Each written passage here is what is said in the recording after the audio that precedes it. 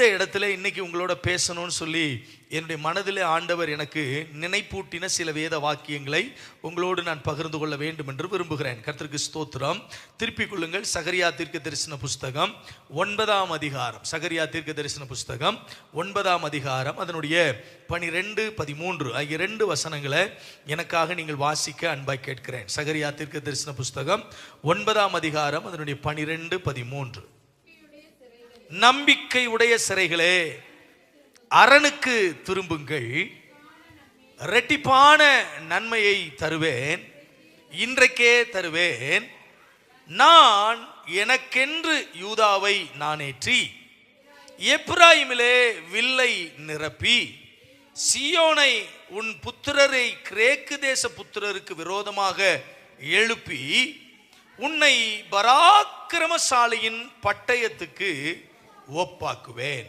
உன்னை பராக்கிரமசாலியின் பட்டயத்துக்கு ஒப்பாக்குவேன். இந்த சகரியா தீர்க்க தரிசன புஸ்தகம் பொதுவாக என்னை பொறுத்தளவிலே, நான் வாசித்து புரிந்து கொண்ட அளவிலே, இது ஒரு கடைசி கால திருச்சபைக்கான எழுப்புதலின் தீர்க்க தரிசன புஸ்தகம் என்று நான் சொல்லுவேன். ஏனென்றால் ஆமென், பாழாக்கப்பட்டு போன திருச்சபையை எழுப்பி திரும்பவும் எடுத்து கட்டுவதற்கு, தேவனுடைய மாபெரும் திட்டத்தை நிறைவேற்றுவதற்கு, மத்திய ஆகாயத்திலே மணவாளன் இயேசு வெளிப்படுவதற்கு, திருச்சபையை ஆயத்தப்படுத்துவதற்கு எழுதப்பட்ட ஒரு தீர்க்க தரிசன புஸ்தகமாக்கும் இந்த சகரியா தீர்க்க தரிசன புஸ்தகம். இதுல தீர்க்கதரிசி மூலமா ஆண்டவர் சபைக்கு ஒரு காரியத்தை சொல்றார். என்ன? நம்பிக்கையுடைய சிறைகளே, அரணுக்கு திரும்புங்கள், இரட்டிப்பான நன்மையை தருவேன், அதை இன்றைக்கே தருவேன். கவனிங்க, ரொம்ப அற்புதமான ஒரு தீர்க்க தரிசனம். சிறைப்பட்டு போயிருக்கிற பாபிலோன் தேசத்துக்கு சிறையாக்கப்பட்டு கொண்டு போனதான யூதேயா ஜனங்களுக்கு கொடுக்கப்பட்ட தீர்க்க தரிசன வார்த்தை. சிறைப்பட்டு போயிருக்கிற தேவ ஜனமே, சிறைப்பட்டு போயிருக்கிற தேவ சபையே, நான் உனக்கு ஒரு வார்த்தையை சொல்லுகிறேன். நீ நம்பிக்கையோடு இருக்கிறாய். உன் நம்பிக்கை ஒரு நாளும் என்ன செய்யாது? கெட்டு போகாது, வீண் போகாது. நம்பிக்கை ஒருபோதும் வீண் போகாது. நீ அரணுக்கு திரும்பு, பாதுகாப்புக்கு திரும்பு, தேவ சமூகத்துக்கு திரும்பு. புலம்பினது போதும், அழுதது போதும், கண்ணீர் விட்டது போதும். உன் சிறையிருப்பை நினைத்து நீ குமுறினதும் புலம்பினதும் போதும். நீ அரணுக்கு திரும்பு, ஆண்டவருடைய சமூகத்துக்கு திரும்பு. உன் நம்பிக்கையை ஒரு நாள் நான் வீணடிக்க மாட்டேன். உன்னுடைய எதிர்பார்ப்பு ஒரு நாள் நான் கெட்டு போக விட மாட்டேன். நிச்சயமாக முடிவு உண்டு. உன் நம்பிக்கை ஒரு நாளும் வீண் போகாது. உன்னுடைய சிறையிருப்பிலிருந்து நான் உன்னை விடுவித்து உனக்கு நன்மையை தருவேன். ஆண்டவர் சபைக்கு சொல்ற வார்த்தை. தோத்திரம். ஆமென். இந்த அருமையான திருச்சபைக்கு இந்த மாலை கூடுகையில் வந்திருக்கிற உங்களோட பரிசுத்த ஆவியானவர் பேச விரும்புகிறார். நீங்கள் சிறைப்பட்டு போயிருக்கிற இடத்திலிருந்து கர்த்தர் உங்களை விடுவிக்க போகிறார். உங்கள் வாழ்வில் இருக்கிற புலம்பல்களுக்கு ஒரு முற்றுப்புள்ளி வைக்க போகிறார். உங்க வாழ்க்கையில் நீங்கள் தவித்துக் கொண்டிருக்கிற தவிப்புகள், உங்க வாழ்க்கையில் நீங்கள் போராடி கொண்டிருக்கிற போராட்டங்கள், உங்கள் கண்களுக்கு முன்பதாக எந்தெந்த விஷயங்கள் உங்களை அடிமைப்படுத்தி வைத்திருக்கிறதோ அந்தந்த அடிமைத்தனத்திலிருந்து நீங்கள் நம்பிக்கொண்டிருக்கிற விடுதலையை தேவன் உங்களுக்கு தரப்போகிறார். நீங்கள் நம்பிக்கொண்டிருக்கிற அற்புதத்தை தேவன் உங்களுக்கு தரப்போகிறார். நீங்கள் நம்பிக்கொண்டிருக்கிற அற்புதத்தையும் அடையாளத்தையும் ஆண்டவர் உங்கள் கண்களிலே காண்பித்து நீங்கள் எதிர்பார்த்து கொண்டிருக்கிற நன்மையை அவர் உங்களுக்கு நிறைவேற்றி முடிப்பார். நல்ல ஒரு ஆமென் சொல்லுங்க. தேவனுடைய வார்த்தை வரும்போது அதை பெற்றுக்கொள்ளலாமா வேண்டாமா, இது நமக்கா நமக்கு இல்லையா வேற யாருக்குமா அப்படின்ற சந்தேகத்தோட தேவ வசனத்தை கேட்க கூடாது. ஆண்டவருடைய வார்த்தை உங்களுக்கு தான் பேசப்படுதுன்றது உணர்த்தப்பட்டுட்டாலே நல்ல ஆமென் சொல்லி அந்நிய பாஷையில பேசி அந்த வார்த்தையை ரிசீவ் பண்ணிடணும். நல்ல சத்தமா ஒரு அலையிலே சொல்லுங்க பாப்போம். அல்லேலூயா. ஆமா, சபையில் நீங்களும் நான் யாரு அப்படின்னா பங்காளிகள். யாரு? ஆமா, தோத்திர பார்வையாளர்கள். சபைக்கு அனுசராரு, நம்பிக்கையுடைய சிறைகளை அரணுக்கு திரும்புங்கள். ஒரு பெரிய ரட்சிப்பை நான் கட்டளையிடுவேன், ஒரு பெரிய விடுதலையை நான் கட்டளையிடுவேன், ஒரு பெரிய மாற்றத்தை நான் கட்டளையிடுவேன். உங்க வாழ்க்கையில நீங்கள் எதிர்பார்த்து கொண்டிருக்கிற நன்மையை நான் உங்களுக்கு தருவேன். கர்த்தருக்கு ஸ்தோத்திரம். கவனிங்க, ஒரு பெரிய மாற்றத்தை தேவன் திருச்சபைக்கு தரப்போகிறார். அந்த பெரிய மாற்றத்தை எதிர்நோக்கி பயணித்துக் கொண்டிருக்கிற திருச்சபைக்கு ஏன் இந்த மாற்றம்? நமக்கு ஒரு பெரிய கேள்வி அந்த இடத்துல வரணும். நான் இப்ப கேட்கிறேனே, உங்களுக்கு நன்மை செய்யணும்னு நீங்க எதிர்பார்க்கிறீங்க, ஆண்டவர் உங்களுக்கு ஒரு அற்புதம் செய்யணும்னு நீங்க எதிர்பார்க்கிறீங்க, உங்க வாழ்க்கையில் ஒரு பெரிய விடுதலை வரணும்னு நீங்க எதிர்பார்க்கிறீங்க. நான் சொல்றேன், உங்களுக்கு விடுதலை வேணும்னு கேட்கிறீங்களே, நீங்க விடுவிக்கப்பட்டால், நீங்கள் ஆசீர்வதிக்கப்பட்டால், நீங்கள் மாற்றத்தை கண்டால், நீங்கள் நன்மையை கண்டால் உங்களுக்கு பிரயோஜனம். விடுவிக்கிறவருக்கு என்ன பிரயோஜனம்? உங்களுக்கு விடுதலை பிரயோஜனம், உங்களுக்கு அற்புதம் பிரயோஜனம், உங்களுக்கு நன்மை பிரயோஜனம், உங்களுக்கு எதிர்பார்க்கிற அந்த ஆசீர்வாதம் பிரயோஜனம். கர்த்தர் என்ன விடுவிச்சார்னா நான் விடுதலையோடு கூட வாழ்வேன். கர்த்தர் என்ன சுகப்படுத்தினார்னா நான் சுகமோடு வாழ்வேன். கர்த்தர் என்ன தொட்டார்னா எனக்கு ஒரு பெரிய சந்தோஷம், மகிழ்ச்சி, நன்மை. What is the benefit to God? தேவனுக்கு என்ன பிரயோஜனம்? சபை விடுவிக்கப்பட்டால் சபைக்கு பிரயோஜனம், தேவ ஜனத்துக்கு விடுவிக்கப்பட்டால் தேவ ஜனத்துக்கு பிரயோஜனம். ஆனால் தேவனுக்கு என்ன பிரயோஜனம்? அதனால நீங்க நன்மையை அனுபவிக்கிறதுனால ஆண்டவருக்கு என்ன பிரயோஜனம்? ஆண்டவர் அதுக்கான பதிலை சொல்றார் அடுத்த வசனத்துல. என்ன? விடுவிக்கப்படுகிற சபை, நன்மையை பெறுகிற சபை, சிறையிருப்பிலிருந்து மீட்டெடுக்கப்படுகிற சபை, உபத்திரவத்திலிருந்து தூக்கி எடுக்கப்படுகிற சபை, போராட்டத்திலிருந்தும் அடிமைத்தனத்திலிருந்தும் மீட்டெடுக்கப்பட்டு ஆசீர்வாதங்களை பெறுகிற சபை. என்ன பர்பஸுக்காக இந்த விடுதலை? என்ன பர்பஸுக்காக எழுப்புதல்? என்ன பர்பஸுக்காக ரட்சிப்பு? என்ன பர்பஸுக்காக அபிஷேகம்? சொல்றார் ஆண்டவர், நான் எனக்கென்று யூதாவை நானேற்றி, எப்பிராயீமிலே வில்லை நிரப்பி, சீயோனே உன் புத்திரரை கிரேக்க தேச புத்திரருக்கு விரோதமாக எழுப்பி உன்னை பராக்கிரமசாலியின் பட்டயத்துக்கு. கையை வைத்து ஒரு அலையில சொல்லுங்க. We should understand who we are. நீங்களும் நானும் யார்? தேவனுக்கு நீங்களும் நானும் யார்? தேவன் நம்மை குறித்து போட்டு வைத்திருக்கிற திட்டம் என்ன?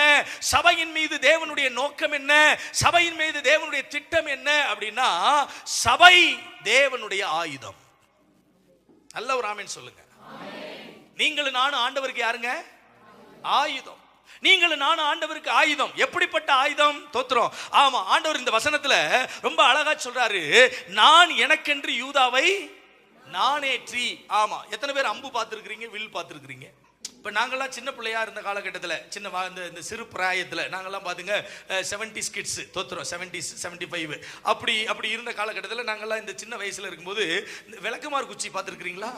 அந்த குச்சியில் 2 பக்கமும் ரப்பர் பேண்டை என்ன செஞ்சுருவோம், அப்படி அது வளையும். பார்த்துருக்கிறீங்களா? தென்னை மட்டையில் செய்கிற அந்த குச்சி அது அப்படி நல்லா வளையும் போது இந்த மூலையில் ஒரு பேண்டு, அந்த பக்கம் அந்த ரப்பர் பேண்டை இழுத்து அந்த பக்கம் கட்டிட்டு ஒரு நல்ல அதே மாதிரி விளக்கமாத்து குச்சி அந்த ரப்பர் பேண்டில் வச்சு அப்படி என்ன செய்வோம், அது குறி வச்சு நம்ம அப்படி எய்ம் பண்ணுவோம். அது வேற மேட்ரு. நம்ம ஒரு பக்கம் குறி வைப்போம், கம்பு குச்சி வேற ஒரு பக்கம் என்ன செய்யும், அது போகும். நம்ம சரித்திரத்திலேயே எய்ம் பண்ணுறதுக்கு நேராக அடிச்சதே இல்ல. தோத்துறோம். சரி பாருங்க, இந்த வில்லு அம்பு மாதிரியே அந்த கவன் பார்த்துருக்கிறீங்களா? கவன். தோத்துறோம். அந்த குச்சியில 2 பக்கம் அப்படி விரிஞ்சிருக்கும். அதுல ஒரு ரப்பர் டியூபை வச்சு கட்டி, அதுக்கு மேல ஒரு டியூபை வச்சு கட்டி, ஒரு தோலை வச்சு இழுத்து, கல்லை வச்சு மரத்துக்கு மேல காக்காவோ குருவியோ பழமோ ஏதோ ஒன்னை எய்ம் பண்ணி என்ன செய்வோம்? மனசாட்சியை தொட்டு சொல்லுங்க, என்னைக்காவது அடிச்ச பழம் விழுந்திருக்கு? ஏன்னா நம்ம எய்ம் பண்றது அப்படி. தோத்துறோம். ஆமா, நம்ம வச்ச குறி பல நேரங்கள்ல என்ன செஞ்சிருக்கு, தப்பி இருக்கு. நான் இந்த இடத்துல வந்து உட்கார்ந்து இருக்கிற உங்களையும் என்னையும் குறித்து ஆண்டவர் என்ன பேசுறாரு தெரியுமா? தோத்துறோம். நீங்களும் நானும் வச்ச குறி தப்பி இருக்கலாம், ஆனா உங்களையும் என்னையும் அவர் குறி வச்சாரு. வச்ச குறி தப்பாததுனால தான் அவர் உங்களை என்னையும் சூஸ் பண்ணி ரட்சித்து அபிஷேகித்து அழைத்து இன்னைக்கு சபை என்கிற மந்தைக்குள்ள சேர்த்து வைத்திருக்கிறார். நான் சொல்றேன், அவருடைய குறி ஒருபோதும் தப்பவே தப்பாது. தோத்துறோம். குறி வச்சு உங்களை கொண்டு வந்திருக்கிறார்னா அவர் உங்களை வச்சு ஒன்ன குறி வைத்திருக்கிறார். ஆமென். அந்த குறி என்னன்னா, தேசத்தை தன்வசம் திருப்புவதற்கு, அடிமைப்பட்ட ஜனத்தை தன்வசம் திருப்புவதற்கு. ஆமென். யூதாவிலே நானேற்றி, வில்லை நானேற்றி, அம்புகளாக நானேற்றி, பட்டை தீட்டி துலக்கமாக்கி உருவாக்கி அபிஷேகித்து ஒரு காலம் வரப்போகிறது. தன்னுடைய வில்லிலிருந்து இந்த அம்புகளை இந்த பட்டணத்துக்கு நேராக குறிவைத்து அனுப்ப போகிறார். அவர் யாரெல்லாம் குறிவைக்கிறாரோ, எந்தெந்த இடத்தெல்லாம் குறிவைக்கிறாரோ, அது விக்கிரகத்தின் வல்லமையா இருக்கலாம், பாதாளத்தின் வல்லமையா இருக்கலாம், அசுத்தாவிகளின் வல்லமையா இருக்கலாம், அடிமைப்படுத்தினவைகளின் வல்லமையா இருக்கலாம். குறிவைக்கிற அத்தனையும் ஆமென் அந்த விக்கிரகத்தின் வல்லமைகளை தவிடுபடியாக்கி தேவ சித்தத்தை பூமியில் நிறைவேற்றும். ஹல்லேலூயா, ஹல்லேலூயா, ஹல்லேலூயா, ஹல்லேலூயா. நல்ல கவனிங்க, நல்ல கவனிங்க. ஆமென். நீங்களும் நானும் தேவ திட்டத்தை நிறைவேற்றுவதற்கான ஆயுதங்கள். ஆமென். பைபிள் சொல்லுது, அவர் யூதாவிலே ஆமென் நானேற்றி, எப்பிராயீமிலே வில்லை. ஒரு அலையில சொல்லுங்க பாப்போம். நான் இப்படி சொல்றேன், இங்க வந்து உட்கார்ந்து இருக்கிற சிலர் வில்லா இருக்கலாம், சிலர் அம்பா இருக்கலாம், சிலர் பட்டயமா இருக்கலாம், சிலர் கேடயமா இருக்கலாம். நான் சொல்றேன், யார் எப்படி இருந்தாலும் சரி, ஆமென், தேவனுடைய திட்டம் உங்கள் மூலம் தேசத்தில் நிறைவேறியே தீரும். ஒரு அலையில சொல்லுங்க, நீங்கள் நன்மையை அனுபவிப்பது, நீங்கள் ஆசீர்வாதத்தை அனுபவிப்பது, நீங்கள் விடுதலையை அனுபவிப்பது, நீங்கள் ரட்சிப்பை அனுபவிப்பது அனைத்தும் தேவ திட்டத்தை நிறைவேற்றுவதற்கு. உங்களை ஆண்டவர் ஊட்டியில் கொண்டு வந்து வச்சிருக்கிறது எதுக்கு தெரியுமா? தோத்துறோம். சிலர் மனசுக்குள்ள இப்படி நினைக்கிறீங்க, ஏன் இந்த ஊருக்கு வந்தோம், எதுக்காக இங்கே வந்து வீடை வாங்கினோம், எதுக்காக இங்கே வந்து வேலைக்கு வந்தோம், எதுக்காக இங்கே வந்து குடி இருக்கிறோம், எதுக்காக இத்தனையோ சபைகள் இருக்கும்போது இந்த சபைக்கு கர்த்தர் என்னை கொண்டு வந்தார். That is the purpose. அதற்கு ஒரு காரணம் உண்டு, அதற்கு ஒரு நோக்கம் உண்டு. உங்களை உங்கள் தெருவில் கர்த்தர் கொண்டு வந்து வச்சதுக்கு ஒரு நோக்கம் உண்டு. உங்களை உங்கள் பகுதியில் கர்த்தர் கொண்டு வந்து வச்சதுக்கு ஒரு நோக்கம் உண்டு. ஆண்டவர் உங்களை இந்த சபையில் கொண்டு வந்து வைத்திருப்பதற்கு ஒரு நோக்கம் உண்டு. நீங்கள் வில்லாக நானேற்றப்படலாம், ஆமென், அம்பாக நானேற்றப்படலாம், வில்லாக நிரப்பப்படலாம், பராக்கிரமசாலியின் பட்டயங்களாக பட்டை தீட்டப்படுகிறீர்கள், சரிப்படுத்தப்படுகிறீர்கள், தீட்டிவிடப்படுகிறீர்கள், அங்கே ஷார்பன் பண்ணப்படுறீங்க. ஒரு காலம் வரும், ஒரு நேரம் வரும், ஆமென், தேசங்கள் திரும்பி பார்க்கிற விதத்தில், பட்டணங்கள் திரும்பி பார்க்கிற விதத்தில், பல கோணங்களில் அற்பமாய் பார்த்த அத்தனை உறவுகளும் ஆச்சரியமாய் பார்க்கிற விதத்தில் ஒரு காலத்தில் தேவன் உங்களை பயன்படுத்துவார். அன்றைக்கு உங்கள் மூலமாக தேசத்தில் கிரியை செய்கிற எல்லா பலவானின் வல்லமைகளும் தாள மண்டியிடும். ஆமென், அல்லேலூயா. அப்ப நல்லா புரியணும், ஆண்டவருக்கு ஒரு பெரிய நோக்கம் இருக்கிறது. அந்த நோக்கத்தின்படி தான் எல்லா பாதைகளையும் தேவன் என்ன செஞ்சுட்டு போறாரு? ஆமா, திறந்து கொண்டு போறார். சில நேரங்களில் பாதைகளை அடைப்பார், சில நேரங்களில் எதிர்பார்க்காத மனிதர்களை ஆமென் நமக்கு விரோதமாய் எழுப்புவார். சில நேரங்களில் எதிர்பார்த்து ஆமென் விரோதமாய் எழும்பினவர்கள் ஆமென் ஸ்தோத்திர சாதகமாக நமக்கு வருவார்கள். எப்படி நடந்தாலும், என்ன நடந்தாலும், எந்த சூழ்நிலையின் வழியாக பயணித்தாலும் கர்த்தருக்கு உங்களை குறித்து ஒரு நோக்கம் உண்டு. அப்ப நீங்க ஆண்டவருக்கு பயன்பட வேண்டிய பாத்திரங்கள், நீங்க ஆண்டவருக்கு பிரயோஜனப்பட வேண்டிய ஆயுதங்கள், நீங்கள் ஆண்டவருடைய கரத்தில் இருக்கிற ஆமென் பராக்கிரமசாலிகள். கையை வைத்து ஒரு அலையில சொல்லுங்க பாப்போம். அல்லேலூயா. ஆண்டவர் சொல்றாரு, சபையை பராக்கிரமசாலியின் பட்டயத்துக்கு ஒப்பாக்குவேன். சபை அவன் பக்குவப்பட வேண்டியது அவசியமா இருக்கிறது. சபை பயன்பட போகிறது. பயன்பட போகிற சபையை ஆண்டவர் தயார்படுத்த விரும்புகிறார். கர்த்தருக்கு ஸ்தோத்திரம். ஆமென். சபையில் இருக்கிற தேவ ஜனங்களை ஆண்டவர் தயார்படுத்த விரும்புகிறார். நான் சொல்றேன், நீங்க இந்த சபையில வந்து ஆண்டவர் ஆராதிக்க வந்திருக்கலாம், தோத்திரம். நீங்க விடுதலையை பெற்றுக்கொள்ளணும்னு வந்திருக்கலாம், அற்புதங்களுக்காக வந்திருக்கலாம், கடன் பிரச்சனையிலிருந்து மாறணும்னு வந்திருக்கலாம், வியாதியிலிருந்து சுகமாகணும்னு வந்திருக்கலாம். நான் சொல்றேன், உங்க நோக்கம் எதுவா வேணாலும் இருக்கட்டும், தோத்திரம். உங்க நோக்கத்தை கட்டாயம் கர்த்தர் நிறைவேற்றுவார். ஆனால் இந்த சபையினுடைய நோக்கம் ஆமென் உங்கள் வியாதியிலிருந்து சுகம் பெறுவது மட்டுமல்ல, உங்களுக்கு அற்புதத்தை வாங்கி கொடுப்பது மட்டுமல்ல, உங்களை தயார்படுத்துவது, தேவ தரிசனத்துக்காய் தயார்படுத்துவது, தேவ திட்டத்தை நிறைவேற்றுவதற்காய் தயார்படுத்துவது, தேவனுடைய வேலையை இந்த பட்டணத்தில் நிறைவேற்றி முடிப்பதற்கு ஆண்டவர் இன்னும் ஆட்களை தேடிக்கொண்டிருக்கிறார். அந்த ஆட்களை ஆமென் தேவனுடைய கரத்தில் பக்குவமாக்கப்பட்ட கூட்டம் இதோ என்று சொல்லுவதற்கு ஒரு தேவ மனிதனை முன்கூட்டியே கர்த்தர் இந்த பட்டணத்துக்கு அனுப்பி அதற்காக அபிஷேகித்து அதற்காக தயார்படுத்தி இந்த சேனையை கொண்டு வந்து அவருடைய கைகளில் கொடுத்திருக்கிறார். அவருடைய வேலை என்ன? அவருடைய ராஜ்யத்துக்காக, அந்த சர்வ வல்லமையுள்ள தேவனுடைய ராஜ்யத்திற்காக ஆமென் நீங்கள் பராக்கிரமசாலிகள் என்பதை உங்களுக்கு புரிய வைத்து உங்களை அதற்கு பக்குவப்படுத்துகிறார். கை வைத்து ஒரு ஆமென் சொல்லுங்களேன். அல்லேலூயா. இப்ப ஆண்டவர் நம்மளை ஒரு பர்பஸ்க்காக, ஒரு நோக்கத்துக்காக பயிற்றுவிப்பதற்காக ஆண்டவர் நம்மளை கொண்டு வந்து சேர்த்திருக்கிறார். இப்ப நம்ம பயிற்றுவிக்கப்பட வேண்டிய 4 இடங்கள் உண்டு. தோத்திரம். எந்தெந்த விஷயங்கள்ல, எந்தெந்த இடங்கள்ல, எந்தெந்த காரணங்களுக்காக நாம பயிற்றுவிக்கப்படணும்? 4 காரியங்களுக்காக நம்ம பயிற்றுவிக்கப்படணும். ஒன்று, ஆமென் ஸ்தோத்திரம், நம்மை பணயம் வைத்துக் கொள்வதற்கு நாம் பயிற்றுவிக்கப்படணும். எல்லாரும் சொல்லுங்க.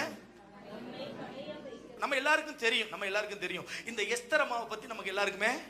நான் சர்ச்சுக்குள்ள இருக்கிற எஸ்தர் அம்மாவை பத்தி பேசல. ஆமா, முருதகாயினாலே வளர்க்கப்பட்ட எஸ்தரை பத்தி பேசுறேன். தோத்திரம். அகாஸ்வேரு அரண்மனையில ஒரு அம்மா இருந்துச்சு, பயங்கர ஜெப வீராங்கனை, உபவாசம் பண்ணி ஜெபிக்கிற ஒரு தேவ மனுஷி, யூதா குலத்தின் ஜனத்துக்காக திறப்பில் நின்றவள். ஆமா, என் ஜனத்தின் அழிவுக்காக நான் திறப்பில் நிற்காமல் இருப்பேனோ என்று சொல்லி ராஜாவுக்கு முன்னால போய் நின்றவள். ஆமென். ராஜா அகாஸ்வேருடைய கரத்திலிருந்து நீட்டப்பட்ட பொற்செங்கோலை தன்னிடத்திலிருந்து பெற்றுக்கொண்டவள், விசேஷித்த அதிகாரத்தை பெற்றுக்கொண்டவள், விசேஷித்த அங்கீகாரத்தை பெற்றுக்கொண்டவள். இந்த எஸ்தரை குறித்து நீங்க பைபிள்ல படிச்சு பாத்தீங்க அப்படின்னா, யூத ஜனத்துக்கு ஆமான் மூலமாக சதித்திட்டம், யூத ஜனத்தை அழிக்க வேண்டும் என்ற சதித்திட்டம் போடப்பட்ட போது ஆமானுடைய சதித்திட்டத்தை மொர்தெகாய் அறிந்து கொண்டு எஸ்தருக்கு ஒரு செய்தி அனுப்புறாரு. எம்மா எஸ்தர், என்ன, ஆமா நீ இந்த இடத்துக்கு வந்ததுக்கு ஒரு காரணம் இருக்கு, நீ ராஜாவினுடைய அரண்மனையில போய் உட்கார்ந்து இருக்கிறதுக்கு காரணம் இருக்கு, வஸ்தியினுடைய ஸ்தானத்தை உனக்கு ஆண்டவர் ஏற்படுத்தி கொடுத்ததுக்கு ஒரு காரணம் இருக்கு. என்ன காரணம்? யூத ஜனத்துக்காக நீ ராஜாவுக்கு முன்னால போய் நிக்கணும். அதுதான் நோக்கம், அதுதான் நோக்கம்.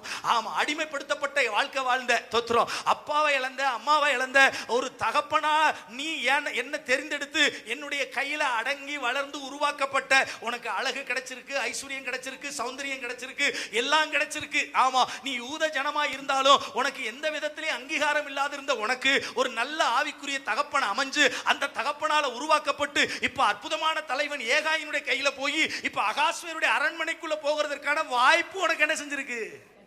கிடைச்சிருக்கு. தோத்திரம். இப்ப கொஞ்சம் யோசிச்சு பாருங்களேன், எஸ்தர் மாதிரியே நம்மளும் தான் தோத்திரம். அட்ரஸ் இல்லாம இருந்தோம், ஆமாவா இல்லையா?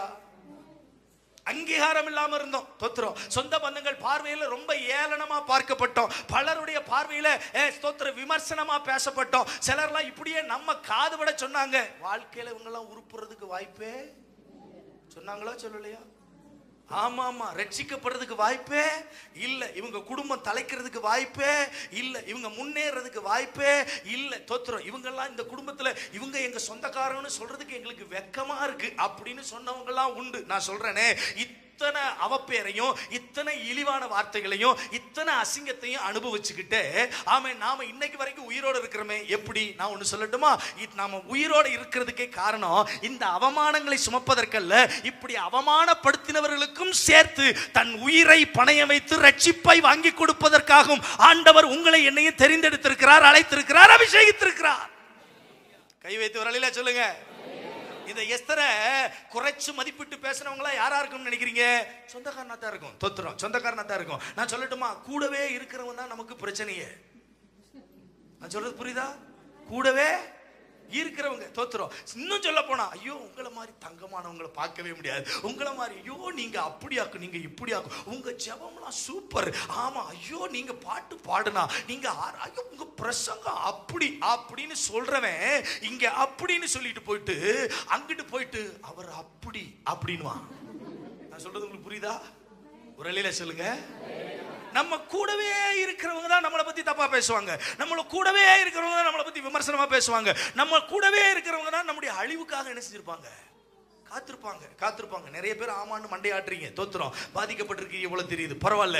ஆனா ஒண்ணு புரிஞ்சுக்குங்க, இப்படியெல்லாம் பண்றாங்களே, இப்படியெல்லாம் எங்களை கேவலமா பேசுறாங்களே, இப்படியெல்லாம் எங்களை அவமானப்படுத்துறாங்களே, இப்படியெல்லாம் எங்களை துக்கப்படுத்துறாங்களே, இவங்களுக்கு நடுவுல நாங்க ஏன்டா இப்படி வாழணுமோ? எல்லாத்தையும் ஆண்டவர் பார்த்துக்கிட்டு சும்மாவே இருக்கிறாரு. ஒரு நீதி கூட செய்ய மாட்டேங்கிறாரு, ஒரு நியாயத்தை கூட வெளிப்படுத்த மாட்டேங்கிறாரு. அவமானத்துக்கு மேல அவமானம், எல்லா அக்கிரமமும் அவங்க பண்றாங்க, அவங்க நல்லா தான் இருக்கிறாங்க. நான் ஆண்டவரை தேடுறேன், நான் நல்லா ஜெபம் பண்றேன், நான் நல்லா உபவாசம் பண்றேன், நான் ஆலயத்துக்கு ஒழுங்கா போறேன், 3 மணி ஆராதனைக்கு கூட தூங்காம போயிடுறேன், நான் ஒழுங்கா ஜெபம் பண்றேன், ஒழுங்கா பாட்டு பாடுறேன், சரியா காணிக்க கொடுக்கிறேன்.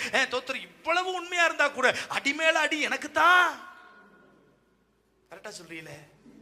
அடிமேல அடி எனக்கு தான். உபத்திரவத்துக்கு மேல உபத்திரவம் எனக்கு தான். இந்த ஆண்டவருக்கு கண்ணு இருக்கா? இந்த ஆண்டவர் ஏன் தான் இப்படி பண்றாரோ? எவ்வளவு காலத்துக்கு தான் இப்படி அமைதியா இருப்பாரோ? நீதி செய்ய மாட்டாரோ? வேதம் சொல்லுகிறது, தம்மால் தெரிந்து கொள்ளப்பட்டவருடைய விஷயத்துல தேவன் நீடிய பொறுமை உள்ளவராய் இருந்து நியாயம் செய்யாமல் இருப்பாரோ? அவர் நெறிந்த நாளலை முறியாதவர், மங்கேறுகிற திரியை அணையாதவர், நியாயத்தை நீதியில் கொண்டு வந்து நிறுத்தும் வரை அவர் அமர்ந்திருப்பதில்லை. கையை வைத்து ஒரு அலையில சொல்லுங்க. எஸ்தருக்கு தகப்பனை இழந்தவ, தாயை இழந்தவ, தன்னுடைய தகப்பனால், சின்ன தகப்பனால் வளர்க்கப்பட்டவ, ஐஸ்வர்யம் இருந்தது, அழகு இருந்தது, ஆமென், அவளுடைய தோற்றம் மிக மிடுக்காய் இருந்தது, எல்லாம் இருந்தது. ஆனால் அவளுக்கு அட்ரஸ் இல்லை, அவளுக்கு பேக்ரவுண்ட் இல்லை, அவ வாழ்க்கை தரம் சொல்லக்கூடிய அளவுக்கு இல்லை. ஆனால் காலம் வந்தபோது கர்த்தர் அவளை அகாஸ்வேரு ராஜாவினுடைய அரண்மனைக்கு கொண்டு போகிறார். ஆமென். அவள் அந்த அரண்மனைக்கு போனதற்கு காரணம் என்ன? தன்னுடைய ஜனத்திற்கு ஒரு பெரிய அழிவு வரும்போது, தன்னுடைய ஜனத்திற்கு ஒரு பெரிய இழப்பு வரும்போது, தன்னுடைய இனமே முழுவதும் அழிந்து போவதற்கு சதித்திட்டம் தீட்டப்படும் போது அவள் சொல்லுகிறாள், நான் என்னுடைய உயிரை பணயம் வைத்து ராஜாவுக்கு முன்னாக போய் நிற்க ஆயத்தமாகிறேன், நீங்களும் எனக்காக ஜெபிக்க ஆயத்தமாகுங்கள் என்று தன் உயிரை பணயம் வைத்தாள். கையை வைத்து ஒரு அலையில சொல்லுங்க பாப்போம். ஐயா, தன் வாழ்க்கையை பணயம் வைப்பதற்கு பக்குவப்பட வேண்டும். கையை வைத்து வராமன்னு சொல்லுங்க. ஐயா, நீங்க சொல்லலாம் ஜெபம் பண்றது ரொம்ப ஈஸியானது அப்படின்னு. நான் சொல்லுவேன், ஜெபம் என்பதை போன்ற ஒரு கடுமையான, கடினமான, சவாலான அனுபவம் இந்த உலகத்துல வேற ஒன்றும் இல்ல. இன்னைக்கு சாதாரணமா ஜெபம் பண்ணிட்டு போயிடுறோம். தோத்துறோம். ஆண்டவரே அவங்கள ஆசீர்வதிங்க, இவங்கள ஆசீர்வதிங்க, இவங்கள உயர்த்துங்க, அவங்கள ஆண்டவரே அவங்களுக்கு தேவையானதெல்லாம் கொடுங்க. நான் சொல்றேன், ஆமென், நம்முடைய வாழ்க்கையில நமக்கு என்ன தேவை என்று ஆமென் நாம் எவ்வளவு பாரப்பட்டு ஜெபிக்கிறோமோ அதை விட தேசத்தின் நன்மைக்காக, தேசத்தின் விடுதலைக்காக, தேசத்தின் ஜனத்தினுடைய ரட்சிப்புக்காக உங்கள் உயிரை பணயம் வைத்து என்ன செய்ய வேண்டும்? ஜெபிக்க வேண்டும், ஜெபிக்க வேண்டும். தோத்துறோம். கர்த்தருக்கு ஸ்தோத்திரம். என் அன்புக்குரியவர்களே, வேதம் மிக தெளிவாய் சொல்கிறது, பரிந்து பேசுகிற ஜெபம் மிக அவசியம். தோத்துறோம். பரிந்து பேசி ஜெபிக்கணும் அப்படின்னா தன்னுடைய வாழ்க்கையை பணைய வைத்து ஜெபித்தால் மட்டுமே பரிந்து பேசி ஜெபிக்க முடியும். தோத்துறோம். ஐயோ, வேதத்துல நீங்க படிச்சு பாருங்க, மோசே ஆண்டவருடைய சமூகத்துல ஜெபம் பண்றான். ஆண்டவரே, இந்த ஜனத்தை அழிப்பதா இருந்தால் ஜீவ புஸ்தகத்திலிருந்து என் பெயரை கிறுக்கி போடும். ஆமா, இதுக்கு மேல எனக்கு அந்த பரலோக ராஜ்யத்துல இடமோ அந்த இதுக்கு மேல அந்த நன்மையோ எனக்கு தேவையில்லை. எனக்கு என் ஜனம் முக்கியம். என் ஜனத்துக்காக நான் எதை வேணாலும் இழக்கிறதுக்கு ரெடியா இருக்கேன். என் ஸ்தானத்தையும், எனக்கு கிடைக்கிற ஆசீர்வாதத்தையும், எனக்கு கிடைக்கிற வாய்ப்புகளையும், எனக்கு கிடைக்கிற எல்லா நன்மைகளை விட என் ஜனத்தினுடைய ரட்சிப்பு மிக மிக அவசியம். நான் சொல்றேன், இந்த ஒரு மனிதனுடைய மன்றாட்டு, இந்த ஒரு மனிதனுடைய ஜெபம், இந்த ஒரு மனிதனுடைய அர்ப்பணம் முழு இஸ்ரவேலுக்கும் ரட்சிப்பை கொண்டு வந்தது. கையை வைத்து ஒரு அலையில சொல்லுங்க. எஸ்தருடைய ஒருத்தியினுடைய அர்ப்பணம், எஸ்தர் என்கிற ஒரு மனுஷியினுடைய அந்த ஒப்பு கொடுத்தல், அவளுடைய அந்த வாழ்க்கை பணையம் வைப்பதற்கான அந்த அனுபவம். நான் சொல்றேன், ஆமென், அகாஸ்வேரு ராஜாவுடைய அரண்மனைக்கு போறதுக்கு முன்னால மொர்தெகாயின் இடத்துல அவள் என்ன செய்யப்பட்டாள்? உருவாக்கப்பட்டாள். கையை வைத்து ஒரு அலையில சொல்லுங்க. நான் சொல்றேன், இந்த சபை ஒரு நாள் அகாஸ்வேரு ராஜா என்கிற அந்த ராஜாவுக்கு அடையாளமா இருக்கிற மகாராஜாவின் அரண்மனைக்குள் போகத்தான் போகிறது. மகாராஜாவின் கரத்தில் இருக்கிற பொற்செங்கோலை ஆமென் இந்த எஸ்தருக்காக நீட்டத்தான் அந்த மகாராஜா போகத்தான் போகிறார். ஆமென். அந்த ராஜாவுக்கு முன்னால நிற்க போகிற இந்த எஸ்தர்கள் சபை என்கிற இந்த மொர்தெகாயினால் உருவாக்கப்பட வேண்டும். நான் சொல்றது புரியுதா உங்களுக்கு?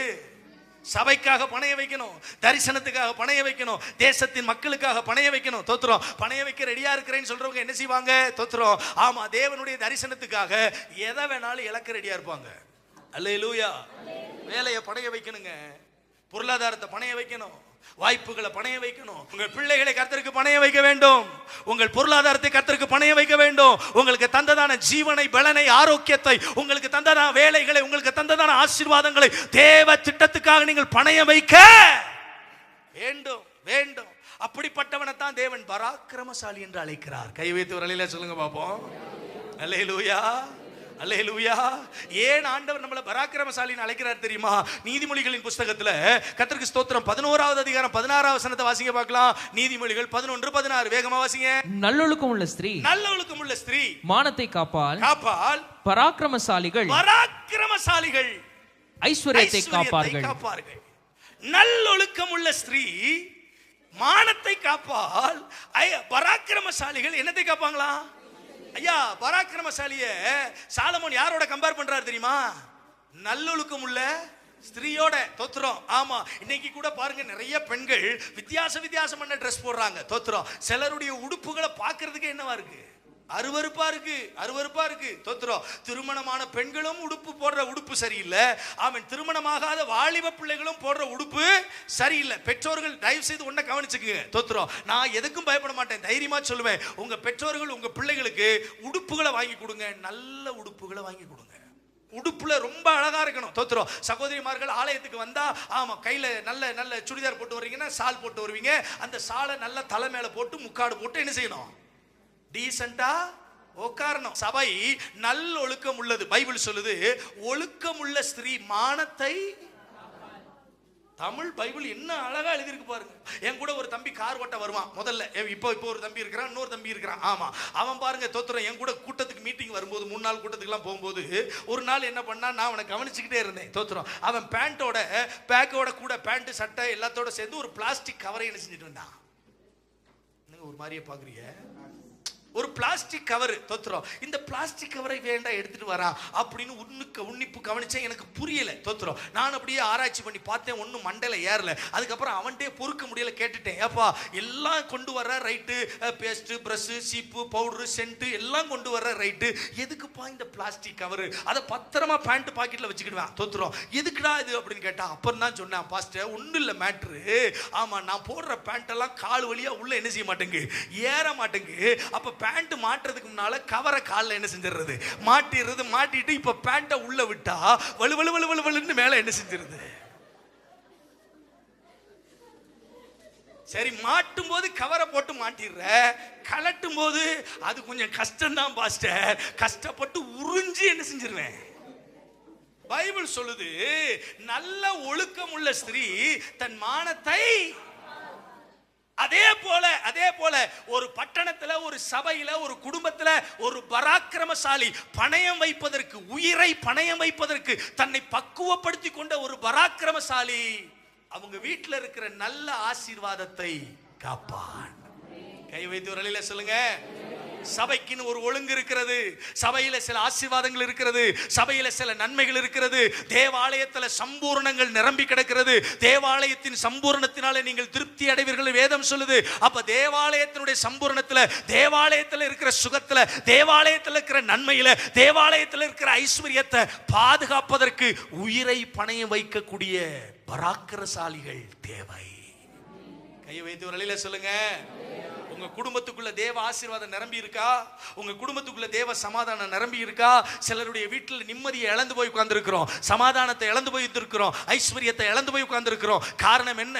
நம்முடைய வாழ்க்கையில தேவன் நம்மை நம்பி கொடுத்த சில ஆசீர்வாதங்களை தக்க வைத்துக் கொள்ள தகுதி இல்லாதவர்களாய் போனதுனால, ரட்சிப்பை பாதுகாத்துக் கொள்ள தகுதி இல்லாதவர்களாய் போனதுனால, தேவன் தந்த அபிஷேகத்தை பாதுகாத்துக் கொள்ள தகுதி இல்லாதவர்களாய் போனதுனால சில நன்மைகள் நம்முடைய கைகளை விட்டு என்ன செஞ்சிருச்சு, தவறி போயிருச்சு. அதை இழந்துட்டோம். பொத்தலான பையில போடுவதை போல நம்முடைய வருமானங்கள், நம்முடைய நன்மைகள் என்ன செஞ்சுக்கிட்டே இருக்கு, போய்கிட்டே இருக்கு. இன்னைக்கு கர்த்தர் நம்மோடு பேசுவாராக.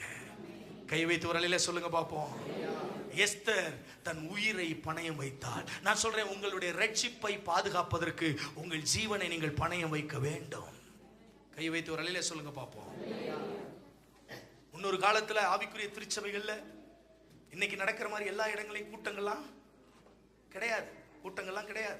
அன்னைக்கு அத்திபுத்த மாதிரி எங்கேயாவது ஒரு இடத்துல ஏதாவது ஒரு சுவிசேஷ கூட்டம், ஏதாவது ஒரு எழுப்புதல் கூட்டம், ஏதாவது ஒரு உபவாச கூட்டம். தோத்துறோம். நாங்களாம் ரட்சிக்கப்பட்ட காலத்துல, ஆமா, ஆரம்ப நாட்கள்ல பாஸ்டர்ட்ட கூப்பிட்டு கேட்டு பாருங்க. ஆரம்ப காலத்துல ஒரு 40 வருஷத்துக்கு முன்னால, ஒரு 30 வருஷத்துக்கு முன்னால இன்னைக்கு இருக்கக்கூடிய டெக்னாலஜிஸ் இல்ல. தோத்துறோம். இன்னைக்கு செல்போனை ஆன் பண்ணி நெட்டை ஆன் பண்ணா நோட்டிபிகேஷனா வருது யூடியூப்ல. யாருடைய செய்தியை கேட்கணும், யாருடைய செய்தியை கேட்க கூடாது, எல்லா விஷயமும் உள்ள என்ன செஞ்சிருச்சு, வந்துருச்சு. இப்ப டெக்னாலஜி வளர்ந்துருச்சு. இப்ப எல்லாம் வீட்டுக்குள்ள இருந்தே ஆராதனை அட்டெண்ட் பண்றதுனால வெளியில போக வேண்டிய அவசியமே, ஐயோ வெளியில போகாதீங்க, வெளியில போனா கருத்துருவீங்க. தோத்துறோம். கொரோனா வேற பரவுதான். வெளியில போய் ஆராதனையில பக்கத்துல போய் என்ன செய்யாதீங்க, உட்காராதீங்க அப்படின்னு உங்களுக்கு வசதியா இருக்கிறதுக்கு டிவி சேனல் மூலமாவே செய்தி என்ன செய்ய ஆரம்பிச்சிருச்சு, இப்ப வர ஆரம்பிச்சிருச்சு. யூடியூப் மூலமா என்ன செய்ய ஆரம்பிச்சிருச்சு, வர ஆரம்பிச்சிருச்சு. ஆனா அந்த காலகட்டத்துல ஒரு கூட்டத்துல ஒரு நல்ல செய்தியாளருடைய செய்தியை கேட்கணும்னா 25 kilometre, 30 kilometre, 40 kilometre, 50 kilometre, 60 kilometre, 100 kilometre travel பண்ணி போய் நல்ல செய்தியை கேட்டுட்டு ஜனங்கள் என்ன செஞ்சுட்டு வருவாங்க, திரும்பி வருவாங்க. எதற்காக இந்த பிரயாசம்? இப்படி நான் போய் உழைத்து பிரயாசப்பட்டால் என ஆவிக்குரிய ஆத்தும ஈடேற்றத்துக்காக எனக்கு தெளிவான சத்தியம் என்ன செய்யப்படும், போதிக்கப்படும். ஐயா சாது சுந்தர் சிங் திபெத் பகுதியில் நேபாள் பார்டர்ல ஊழியம் செஞ்ச மாபெரும் தேவ மனிதன், இந்தியாவின் அப்போஸ்தலன், சுவிசேஷ அப்போஸ்தலன். கவனிங்க, அற்புதமான ஒரு தேவ மனிதன், ஒரு பெரிய பணக்கார குடும்பத்தில் பிறந்து வளர்க்கப்பட்டவன். நான் சொல்லட்டுமா, இயேசுவை ஏற்றுக்கொண்டதுனால, இயேசு கிறிஸ்துவினுடைய சுவிசேஷ பாரம் அவருடைய உள்ளத்தை அழுத்தினதுனால, குடும்பத்தால துரத்தப்பட்டு, சொந்த பந்தங்களால துரத்தப்பட்டு, வீதிகளிலே வனாந்தரங்களில் ஆமென், ஒரு நல்ல சாப்பாடு கிடைக்காதான்னு ஏங்கி திரிந்து, பல நேரங்களில் பலவிதமான எதிராளிகளால குழியில தூக்கி போடப்பட்டு, உபத்திரவப்பட்டு, தன்னுடைய வாழ்க்கையினுடைய கடைசி மூச்சு வரை இயேசுவை அறிவித்துக் கொண்டே மரித்தான். நான் சொல்றேன், அப்படி தன் வாழ்வை பணைய வைத்து சுவிசேஷ பணிக்காக தன் வாழ்க்கையை ஒப்பு கொடுத்ததுனால, அவர் ஊழியம் செய்து காலடி எடுத்து வைத்த எல்லா கிராமங்களிலும் இன்றைக்கு திருச்சபைகள் இருக்கிறது. இவங்கெல்லாம் தங்களை பணைய வைத்ததுனால, இவங்கெல்லாம் தங்கள் வாழ்க்கையை கர்த்தருக்கு கொடுத்ததுனால இன்னைக்கு நீங்கள் நான் விடுதலையோடு இயேசு நல்லவர்னு ஆராதித்துக் கொண்டிருக்கிறோம். உங்களுக்கு ஒன்று சொல்றேன், ஏன் ஆண்டவர் இந்த சபையில உங்களை உருவாக்க விரும்புறார் தெரியுமா? ஏன் நீங்கள் பராக்கிரமசாலிகளாய் மாற வேண்டும்? ஏன் நீங்கள் பணைய வைக்க வேண்டும்? ஏன் நீங்கள் பணைய வைப்பதற்கு நீங்கள் பக்குவப்படுத்தப்பட வேண்டும்? வரப்போகிற தலைமுறை எழுப்புதலை பார்க்க வேண்டுமானால் இந்த தலைமுறையில் இருக்கிற நீங்கள் அதற்கு தங்களை அர்ப்பணித்தே ஆக வேண்டும். ஆமென், அல்லேலூயா. எஸ்தருடைய வாழ்க்கையின் அர்ப்பணம், அவள் தன்னை பணைய வைத்துக் கொண்டதனுடைய விளைவு என்ன தெரியுமா? யூத ஜனத்திற்கு ரட்சிப்பும் களிப்பும் மகிழ்ச்சியும் விடுதலையும் உண்டானது. கை வைத்து ஒரு ஆமென் சொல்லுங்க ஐயா. ஐயா, நீங்க இன்னைக்கு உங்க வாழ்க்கையில இந்த சபையில பக்குவப்பட வேண்டியது அவசியமா இருக்கிறது. உங்களை தயார்படுத்திக் கொள்ள வேண்டியது அவசியமா இருக்கிறது. எந்த விஷயத்தில் நீங்க உங்களை தயார்படுத்தணும் தெரியுமா? உங்கள் வாழ்வை கர்த்தருக்கென்று பணயம் வைப்பதற்கு தயார்பட வேண்டும். கை வைத்து ஒரு ஆமென் சொல்லுங்களேன். அல்லேலூயா, அல்லேலூயா. ரெண்டாவது நாம் தயார்படுத்தப்பட வேண்டிய இடம், பாரம் உள்ளவர்களாக மாறுவதற்கு நாம் நம்ம என்ன செய்ய வேண்டும்? தயார்படுத்த வேண்டும். முதல்ல சொன்னேன், பணயம் வைத்துக் கொள்வதற்கு நாம் நம்ம என்ன செய்ய வேண்டும்? தயார்படுத்த வேண்டும். ரெண்டாவது, நம்மை பாரம் உள்ளவர்களாக மாற்றிக் கொள்வதற்கு நாம் என்ன செய்ய வேண்டும்? தயார்படுத்தப்பட வேண்டும். கர்த்தருக்கு ஸ்தோத்திரம். தயார்படுத்தப்பட வேண்டும். பாரம் உள்ளவர்கள். கர்த்தருக்கு ஸ்தோத்திரம். யோசுவாவை குறித்து பைபிளை படிச்சு பார்த்தீங்கன்னா, யோசுவா சொல்றார், நானும் என் வீட்டாருமோ என்றால் கர்த்தரையே சேவிப்போம். யோசுவா மோசேக்கு அடுத்த ஒரு சிறந்த தலைவன். மோசேயினுடைய வளர்ப்புல, மோசேயினுடைய உருவாக்கப்பட்ட அந்த உருவாக்குதல்ல நிறைய அடுத்த கட்ட லீடர்ஸ் இருந்தாங்க. செகண்ட் லைன் லீடர்ஸ் இருந்தாங்க. ஆண்டவர் ஏன் யோசுவாவை தெரிந்தெடுத்தார்? நிறைய காரணங்களை சொல்லலாம். ஒரே ஒரு காரணத்தை சொல்றேன். தோத்துறோம். ஆமா, பைபிள்ல யோசுவாவை குறித்து நீங்க பைபிள படிச்சு பாத்தீங்க அப்படின்னா, மோசே ஆசரிப்பு கூடாரத்துக்கு உள்ள உட்கார்ந்து என்ன செஞ்சிட்டு இருக்கிறான்? ஆண்டவரோட பேசிட்டு இருந்தாரா? எனக்கு வசனங்கள் எல்லாம் காட்டி கொடுக்க நேரம் இல்லை, நான் சீக்கிரமா போறேன். ஆமா, ஆசரிப்பு கூடாரத்துக்குள்ள மோசே கர்த்தரோடு முகமுகமா என்ன செய்து கொண்டிருந்தான்? பேசிக்கொண்டிருந்தான். ஆனால் யோசுவா, பைபிள் சொல்லுது, ஆசரிப்பு கூடாரத்துக்கு வெளியில, பிரகாரத்துக்கு வெளியில, வாசல் படியில என்ன செய்து கொண்டிருந்தான்? காத்து கொண்டிருந்தான். பைபிள் சொல்லுது, அவன் ஆசரிப்பு கூடாரத்தை விட்டு பிரியாதிருந்தான். அவன் சொல்லட்டுமா, யார ஆண்டவர் பாரம் உள்ளவர்களா பாப்பார் தெரியுமா? யார் ஒருவன் தேவ சமூகத்தை பிடித்துக் கொள்கிறானோ அவன் தேவனுடைய பார்வையில் பாரம் உள்ளவன். அல்லேலூயா. சில நேரங்கள்ல ஆண்டவர் நம்மளை உருவாக்குவதற்கு நம்மளை தனிமைப்படுத்துவார். சில நேரங்கள்ல நம்மை ஆண்டவர் உருவாக்குவதற்கு சிலட்டிருந்து நம்மளை என்ன செய்வார்? பிரிப்பார். அப்படி பிரிக்கும் போது, அப்படி தனிமைப்படுத்தும் போது, சிலட்டிருந்து நம்மளை விளக்கும் போது, சிலட்டிருந்து நம்மளை உடைக்கும் போது, நம்ம எப்படி ஆண்டவரை கையாளுகிறோம், அந்த சூழ்நிலையை எப்படி கையாளுகிறோம் என்று பார்ப்பார். அந்த காலகட்டத்தில், அந்த நெருக்கடி நேரத்தில், அந்த விமர்சன நேரத்தில், அந்த உபத்திரவ நேரத்தில், அந்த சவாலான நேரத்தில், அந்த தனிமைப்படுத்தப்பட்ட நேரத்தில் நாம் தேவ பிரசன்னத்தை விட்டு விலகாமல், தேவ சமூகத்தை விட்டு விலகாமல், அதை ஆழமாய் பிடித்துக் கொண்டால், நான் சொல்லுவேன், அடுத்த தலைமுறைக்கு தலைவன் நீங்க தான். சொன்னது புரிஞ்சிருச்சா? நான் சொன்னது எத்தனை பேருக்கு புரிஞ்சிருக்கு? அல்லேலூயா. முறுமுறுக்காம, முணுமுணுக்காம, ஏன்னு கேள்வி கேட்காம, எல்லாரையும் விட்டுட்டு என்ன மட்டும் தனியா விட்டீங்களே, எல்லாரும் என்னை விட்டு பிரிஞ்சு போயிட்டாங்களே, நான் எந்த தப்புமே பண்ணலையே, நான் எந்த துரோகமே பண்ணலையே, நான் எந்த விதமான எதிர்மறையான கருத்துக்களையும் சொல்லலையே, எல்லாரும் என்னை விட்டு பிரிஞ்சு போயிட்டாங்க, எல்லாரும் என்னை உடைச்சு போயிட்டாங்க, யாரும் என்னை புரிஞ்சுக்கிறாம தப்பா பேசுறாங்க. நான் சொல்லுவேன், கர்த்தருக்கு ஸ்தோத்திரம், கர்த்தருக்கு ஸ்தோத்திரம். இந்த விமர்சனங்களுக்காய் ஸ்தோத்திரம், இந்த பிரிவுகளுக்காய் ஸ்தோத்திரம், இந்த இழப்புகளுக்காய் ஸ்தோத்திரம், இந்த நஷ்டங்களுக்காய் ஸ்தோத்திரம், தேவன் உடைத்த உறவுகளுக்காய் ஸ்தோத்திரம். ஏனென்றால் ஆண்டவர் என்னை அவருடைய சன்னிதானத்தில் தனிமைப்படுத்தி அவரை என்னோடு கூட இணைத்துக் கொள்வதற்கும், அவரை எனக்குள் வைத்து உருவாக்கிக் கொள்வதற்கும், என்னை அடுத்த கட்ட நிலைக்கு பக்குவப்படுத்துவதற்கும், என்னை பாரம் உள்ளவனாய் மாற்றுவதற்கு. கை வைத்து வரலையில சொல்லுங்க பாப்போம். அந்த ஒரு குவாலிட்டி தாங்க யோசுவாட்ட ஆண்டவருக்கு பிடிச்ச ஒரே குவாலிட்டி. அவ்வளவுதான். அதுக்கப்புறம் கையில் எடுத்துட்டார். வேற எல்லா இடத்துல நீங்க படிச்சு பாருங்க, யோசுவா பத்தி முழுசா படிச்சு பாத்தீங்கன்னா, எந்த இடத்துலயும் யோசுவா தனக்குள் உள்ளே வந்த பாரத்தை இழந்து போக விடவே இல்லை. நான் சொல்றது உங்களுக்கு புரியுதா? எந்த இடத்திலையுமே யோசுவா தோத்திரம், அவன் தனக்குள் வந்த பாரத்தை, தேவனை குறித்து, தேவ தரிசனத்தை குறித்து, தேவ திட்டத்தை குறித்து, தேவனுடைய நோக்கத்தை குறித்து உள்ளே வந்த பாரத்தை, பைபிள் எனக்கு ரொம்ப பிடிச்ச வசனம் சில உண்டு. அதுல யோசுவால தோத்திரம் 6வது அதிகாரம் 7வது அதிகாரம் 8வது அதிகாரத்தில் படிச்சு பார்த்தீங்கன்னா, அவன் எரிகோவை ஜெயிச்சுட்டு அதுக்கப்புறம் ஆயிட்ட என்ன செஞ்சு போயிடுவாங்க? தோத்து போயிடுவாங்க. ஆயிட்ட தோத்து போனதுக்கு காரணம் என்ன?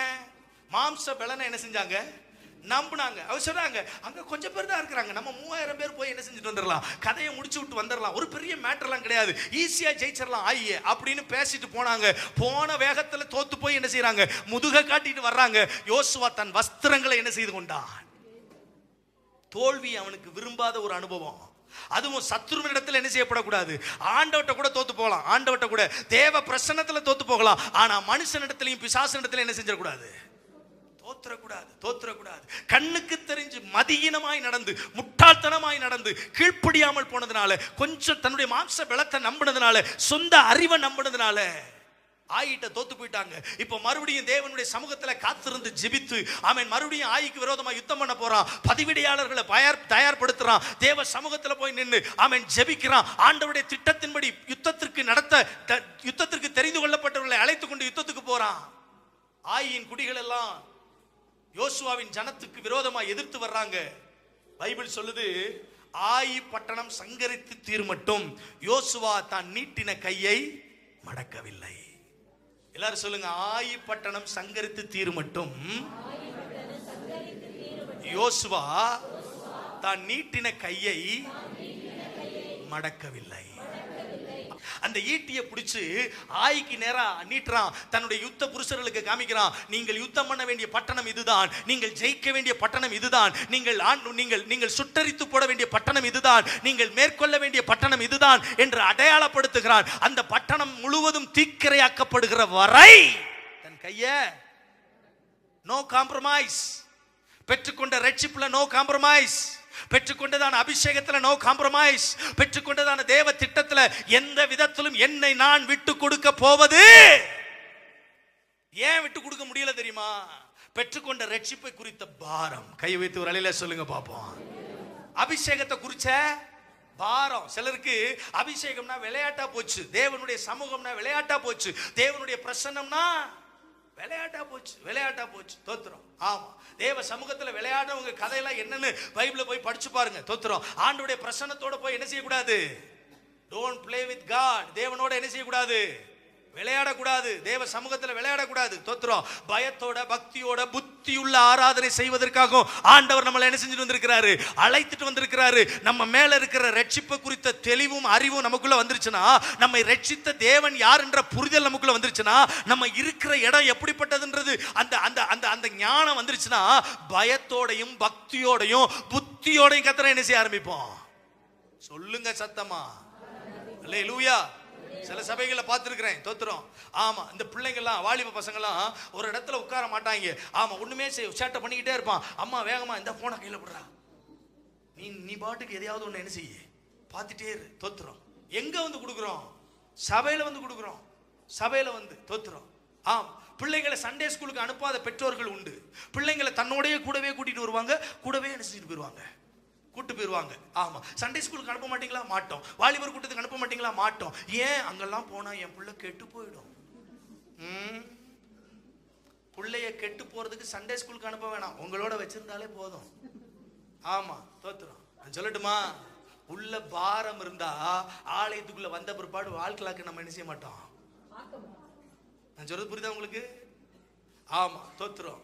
ஆமா, உள்ள பாரம் இருந்தா ஆலயத்துக்குள்ள வந்த பிற்பாடு போக்குவரத்துமா என்ன செய்ய மாட்டோம், இருக்க மாட்டோம். தோத்திரம். நான் சொல்லட்டுமா? ரெண்டாவது நம்ம தயார்படுத்த வேண்டிய இடம் எது தெரியுமா? நம்ம இருதயம். நம்ம இருதயத்தை நம்ம என்ன செய்யணும்? தயார்படுத்தணும். எனக்குள்ள ஒரு பாரம் வரணும். எனக்குள்ள ஒரு பார். எங்க கிடந்த ஆளியா நானு? எப்படி கிடந்த ஆளு நானு? என் வாழ்க்கையினுடைய பின்னணியை எப்படி இருந்துச்சு? எந்த இடத்துல சிறைப்பட்டு கிடந்தேன்? எத்தனை அவமானத்துல, எத்தனை தலகுனிவுல கிடந்தேன்? இன்னைக்கு நேச மணவாளன் என்னை தேடி வந்து ரட்சித்து விலையேற பெற்ற அபிஷேகத்தை எனக்கு கொடுத்து அவருடைய பிள்ளை என்கிற ஸ்தானத்தை கொடுத்திருக்கிறாரு. அதனுடைய வேல்யூவை குறித்த பாரம் எனக்குள்ள என்ன செய்ய வேண்டும்? கையை வைத்து ஒரு அலையில சொல்லுங்க. நான் சொல்றேன், வாழ்க்கையை பக்குவப்படுத்த வேண்டும். பாரம் உள்ளவர்களாய் பக்குவப்பட வேண்டும். பணையம் வைத்துக் கொள்வதற்கு என்ன செய்ய வேண்டும்? சொல்லுங்களேன், பக்குவப்பட வேண்டும். யோசுவா தோல்வியை பார்த்தாலும், விமர்சனங்களை பார்த்தாலும், இழப்புகளை பார்த்தாலும், நஷ்டங்களை பார்த்தாலும் தன்னை தயார்படுத்தினான். யோசுவா தான் நீட்டின கையை மடக்கவில்லை. கையை வைத்து ஒரு அலையில சொல்லுங்க பாப்போம். அல்லேலூயா, அல்லேலூயா. மூன்றாவது நாம் பக்குவப்பட வேண்டிய இடம் எது தெரியுமா? நாம் நம்மை தயார்படுத்திக் கொள்ள வேண்டிய இடம் எது தெரியுமா? பாதகர்களை அழிக்கிற விஷயத்துல நாம் நம்மை தயார்படுத்த வேண்டும். கை வைத்து ஒரு ஆமென் சொல்லுங்களேன். அல்லேலூயா. மூணாவதா ஒரு பராக்கிரமசாலி. பைபிள் சொல்லுது, ஆமென். மீதியானியர்கள் தங்கள் ஆசீர்வாதங்களை திருடி கொண்டு போய்விடக் கூடாது என்கிற விஷயத்துல கவனமாய் தன் ஆசீர்வாதங்களை பாதுகாத்துக் கொள்வதற்கு கிதியோன் தன்னுடைய வீட்டுக்கு பக்கத்துல இருக்கிற களத்துல அந்த கோதுமையை தானியத்துல அடிச்சுக்கிட்டு இருக்கிறான். தானியத்தை கோதுமையை பிரிச்சு அடிச்சுட்டு இருக்கிறான். இப்ப கர்த்தர் கர்வாலி மரத்துல இருந்து கிதியோனை கூப்பிடுறாரு. என்னன்னு சொல்லி கூப்பிடுறாரு? என்னன்னு சொல்லி கூப்பிடுறாரு?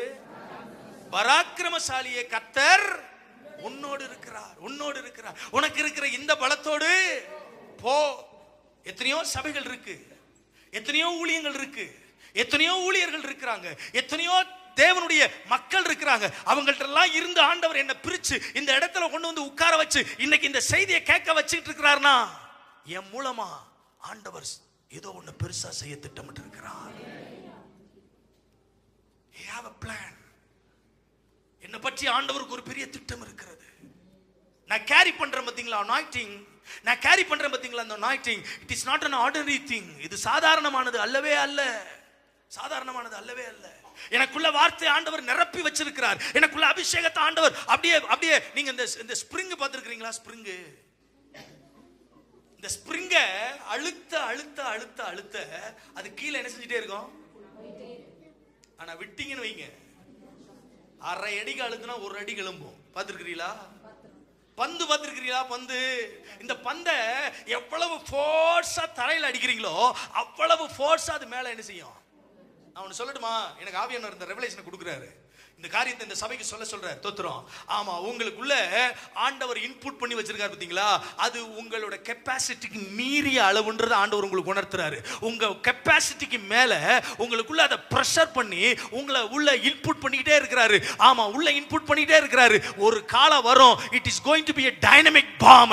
அது ஒரு மாபெரும் டைனமிக் பாமா வெடிக்கிற அளவுக்கு, அசைவுகளை உண்டாக்குற அளவுக்கு உள்ள அழுத்தி கொண்டிருக்கிறார், அழுத்தி கொண்டிருக்கிறார். நீங்க இந்த அபிஷேகத்தை புரிஞ்சுக்கணும். நீங்க கேரி பண்ணிக்கிட்டு இருக்கிற அனாயிட்டிங்கை பத்தி உங்களுக்கு முழுசா புரியலையா? ஆண்டவர்ட்ட கேளுங்க. ஆண்டவரே, அதை புரிஞ்சுக்கிற அந்த அனாயிட்டிங்கை பத்தி புரிஞ்சுக்கிற அறிவை எனக்கு தாங்க. என்னுடைய ஆவிக்குரிய கண்களை கொஞ்சம் என்ன செஞ்சு விடுங்க, திறந்து விடுங்க, திறந்து விடுங்க, திறந்து விடுங்க, திறந்து விடுங்க. தோத்துறோம். பாலாக்கு பிழையாம கூப்பிட்டு இஸ்ரவேல் ஜனத்தை சபிக்கிறதுக்கு கைக்குலி கொடுத்து சபிச்சிரு சபிச்சிரு சபிச்சிரு 3 முறை போறான், 3 முறை போறான். 3 முறையும் வரும்போதெல்லாம் சொல்ற வார்த்தை என்ன தெரியுமா? இஸ்ரவேல் ஜனங்கள் கர்த்தரால் ஆசீர்வதிக்கப்பட்டவர்கள். அவங்களை என்ன செய்ய முடியாது, நினைச்சா கூட முடியாது, நினைச்சா கூட முடியாது. நான் ப்ராஃபிட்டிக்கலா பேசிட்டு இருக்கிறேன். ஆமா, உங்க பக்கத்துல உங்களுக்கு விரோதமா செயல்படணும்னு நினைச்சா கூட முடியாது, நினைச்சா கூட முடியாது. உங்க கதவுகளை அடைச்சிடலான்னு நினைச்சா கூட முடியாது. உங்களை தோத்து போக வச்சிடலான்னு நினைச்சா கூட முடியாது. உங்களை க்ளோஸ் பண்ணிடலான்னு நினைச்சா கூட முடியாது. Because you are carrying the powerful anointing. Hallelujah, hallelujah, hallelujah. நான் சொல்றேன், கிதியோனுக்கு இந்த அழைப்பின் சத்தம் காதுல கேட்டுச்சு பாருங்க. பராக்கிரமசாலியே, கர்த்தர் உன்னோடு. அடுத்த வார்த்தை, இந்த பலத்தோடு உன்னை அனுப்புகிறவர். இப்ப புரிஞ்சிருச்சு, இப்ப புரிஞ்சிருச்சு. கிதியோனே, நீ சாதாரண ஆள் இல்லடா, உன்னை அனுப்புறவர் சாதாரணமான ஆள் இல்லடா. உனக்குள்ள இருக்கிற அபிஷேகம் சாதாரணமானது இல்லடா. மத்தவங்க என்ன நினைக்கிறாங்கன்றத பத்தி எல்லாம் கவலை இல்ல, மத்தவங்க என்ன யோசிக்கிறாங்கன்றதெல்லாம் பத்தி கவலை இல்ல. உன் குடும்பத்துல இருக்கிறவங்க பகைப்பாங்க, உன்னை விரோதிப்பாங்க, உனக்கு ஆபத்து வரும், அதை பத்தி எல்லாம் கவலை இல்ல. இன்னைக்கு நைட்டோட நைட் இந்த பாகாலின் பலிபீடங்கள் தகர்க்கப்பட. கையை வைத்து ஒரு அலையில சொல்லுங்க. அந்த வெறி கர்த்தருக்கு ஸ்தோத்திரம். எனக்கு ரொம்ப பிடிச்ச வார்த்தை என்ன தெரியுமா? கிதியோன் அந்த மீதியான் தேசத்து ராஜாக்கள் 3 பேரை பிடிச்சு கொண்டு வந்து தன்னுடைய மகன்கிட்ட சொல்லுவான். ஆமா, இந்த 3 பேரை என்ன செய்யுங்க, நீ கொன்று போடு, கொன்று போடு, உன் கையில பட்டயம் இருக்கு, கொன்று போடு. தோத்திரம். ஆமா, பைபிள் சொல்லுது, அவன் இளைஞனா இருந்தபடியினால் அவன் தன் பட்டயத்தை திருப்புங்க. அந்த ஒரு வசனத்தை மட்டும் சொல்லிடுறேன், நான் முடிக்க விரும்புறேன். கர்த்தருக்கு ஸ்தோத்திரம். 4 பாயிண்ட் பேசணும்னு நினைச்சேன், இந்த ஒரு பாயிண்டோட முடிக்கிறேன். கர்த்தருக்கு ஸ்தோத்திரம். வாசிங்க பார்க்கலாம்.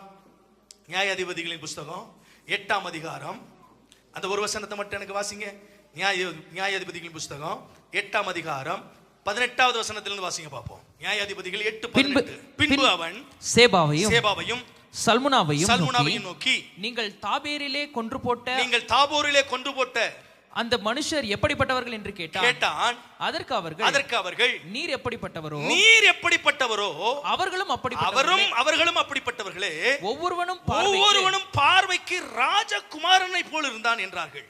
அப்பொழுது அவன் அவர்கள் என் சகோதரரும் என் தாயின் பிள்ளைகளுமாய் இருந்தார்கள். அவர்களை உயிரோடே வைத்தீர்களானால், அவர்களை உயிரோடே நீங்கள் வைத்திருந்திருப்பீர்களே ஆனால், உங்களை கொல்லாதிருப்பேன் என்று கர்த்தரின் ஜீவனை கொண்டு சொல்லுகிறேன் என்று சொல்லி தன் மூத்த குமாரனாகிய ஏத்தேரை நோக்கி, கிதியோன் தன் மூத்த குமாரனாகிய எத்தேரை நோக்கி, நீ எழுந்து இவர்களை வெட்டி போடு என்றான். அந்த வாலிபன் இளைஞனாய் இருந்தபடினால் பயந்து தன் பட்டயத்தை உருவாதிருந்தான். எவ்வளவு பெரிய வார்த்தை! கிதியோன் ஒரு பராக்கிரமசாலி, கிதியோனுடைய மகன் ஒரு பராக்கிரமசாலி. அபிஷேகம் அப்பா மேல இருந்தது பிள்ளை மேல டிரான்ஸ்பர் ஆகிட்டு இருக்கு, கூடவே இருக்கிறான். இந்த எத்தேர் கிதியோனுடைய மகன் என்கிற ஒரு தகுதி மட்டும் இல்ல, கிதியோனால் தெரிந்து கொள்ளப்பட்ட 300 பேரில் இவனும் ஒருவன். எப்படி செலக்ட் பண்றாரு? தண்ணிய அள்ளி கையில என்ன செய்யணும்? நக்கி குடிக்கணும். தோத்துறோம். இப்ப இந்த செப்பரேட் பண்ற இந்த 300 பேர்ல புத்தி உள்ளவர்கள், தெளிவுள்ளவர்கள், அறிவுள்ளவர்கள், ஞானம் உள்ளவர்கள், வெளிப்பாடு உள்ளவர்கள், அந்த 300 பேரை செலக்ட் பண்ணி கொண்டு வந்து கிதியோனோட யுத்தத்துக்கு அனுப்புறா. இந்த 300 பேர்ல இந்த ஏத்தேரும் ஒரு ஆள். இந்த ஏத்தேர் என்ன பண்றான்? அப்பா சொல்றாரு, டேய் இந்த 3 ராஜாக்களையும் கையில பிடிச்சு செத்த பாம்பு போல இருக்கானுங்கடா, இவங்களை வெட்டி கொல்றான்னு சொன்னா. அவன் இளைஞனா இருந்தபடினால் பயந்து பட்டயத்தை, ஹலோ, எங்க போச்சுங்க அபிஷேகம்? எங்க போச்சுங்க வெளிப்பாடு? எங்க போச்சுங்க தரிசனம்? எங்க போச்சுங்க தேவனுடைய திட்டம்? அவனால எடுத்து பட்டயத்தை உருவி அந்த மீதியானர்களை கொல்ல முடியல. ஆனால் இவன் தகப்பன் எப்படிப்பட்டவன் தெரியுமா? பராக்கிரமசாலி என்று அழைத்து தேவ சத்தம் வந்தவுடனேயே தன் அபிஷேகத்தை புரிந்து கொண்டவன் அந்த இரவிலே பாகாலின் பலிபீடங்களை தகர்த்து போட்டான். ஐயா, இன்னைக்கு ஆண்டவர் உங்களோட பேச விரும்புறாரு. நீங்கள் பராக்கிரமசாலியின் பக்கத்துல கையை பிடிச்சு சொல்லுங்க, நீங்க பராக்கிரமசாலியின் பட்டயம். நீங்க பராக்கிரமசாலியின் பட்டயம். ஆமென். தேவன் உங்களை நாணேற்ற விரும்புகிறார். அவர் உங்களை வில்லாய் மாற்ற விரும்புகிறார். அவர் உங்களை அம்பாய் மாற்ற விரும்புகிறார். உங்கள் மூலமாக தேவனுடைய திட்டம் இந்த ஊட்டியில நிறைவேறணும், இந்த நீலகிரியில நிறைவேறணும், இந்த தமிழ்நாட்டில் நிறைவேறணும், இந்திய தேசத்துல நிறைவேறணும். உலகம் முழுவதையும் பற்றி பிடிக்க போகிற எழுப்புதல கர்த்தர் என்னிலிருந்து தொடங்க வேண்டும்.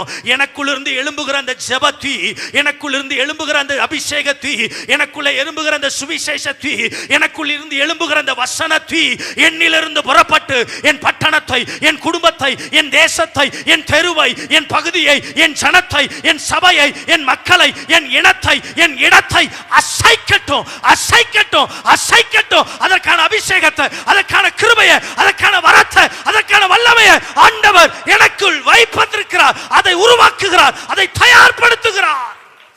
ராபாலா தூடாபாலாபா ஷகதாலா ராபாலா.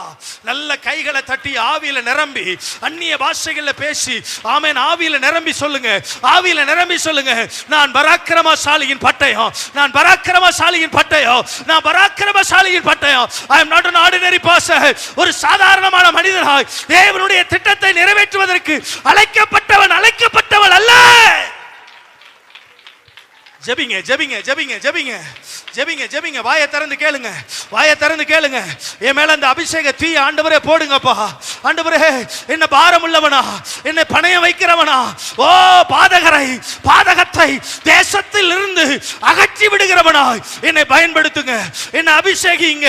எனக்கு அதற்கான கிருபைகளை பலமா பலமா பலமா பலமா என் மேல ஊற்றுங்கப்பா, என் மேல ஊற்றுங்கப்பா. அதற்கான அபிஷேகத்தை தந்துருங்கப்பா. ராபாலா ராதாடாகா ரீமானா தூடாபாலா ராபாஷ்யாதாலரா ரியாத்தேரே மேனியாந்துலகராதாலாபாரா ரிகாதானா மாரா ரிகாதாலா ராபா ரீமானா தூடாதாலா ராபாஷ்யாதாலரா. அவை இருக்கிற இடத்துல அப்படியே எழும்பி நின்று, இருக்கிற இடத்துல அப்படியே எழும்பி நின்று எல்லா கண்களை மூடி வாய்களை திறந்து ஜெபிக்க போகிறோம். நம்பிக்கையுடைய சிறைகளே அரணுக்கு திரும்புங்க, அரணுக்கு திரும்புங்க. இரட்டிப்பான நன்மையை தருவேன், இன்றைக்கே தருவேன், இன்றைக்கே தருவேன். யூதாவிலே நானேற்றி ஆமென் ஆமென் ஹalleluya. எப்ராமிலே வில்லை நிரப்பி ஹalleluya.